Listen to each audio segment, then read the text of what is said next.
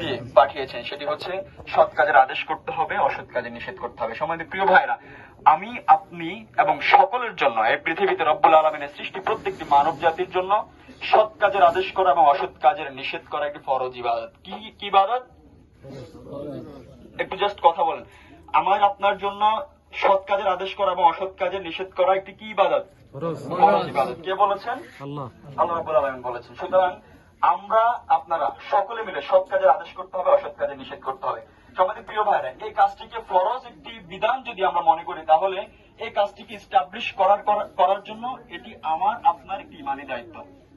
কিন্তু আমরা দেখতে পাই, আমরা মসজিদে যাই, আমরা যাকাত দেই, আমরা হজ করি, আমরা অনেক ধরনের কাজ করে থাকি, কিন্তু রব্বুল আলামিনের দেওয়া যে কোরআনের বাণী সৎ কাজের আদেশ করতে হবে, অসৎ কাজের নিষেধ করতে হবে, সৎ কাজের যে কোরআনী দায়িত্বটা, ইমানি দায়িত্বটা, সেটি যে সংসদে আমাকে নিতে হবে, সেই বিষয়টি আমরা ইমানি দায়িত্ব মনে করি না।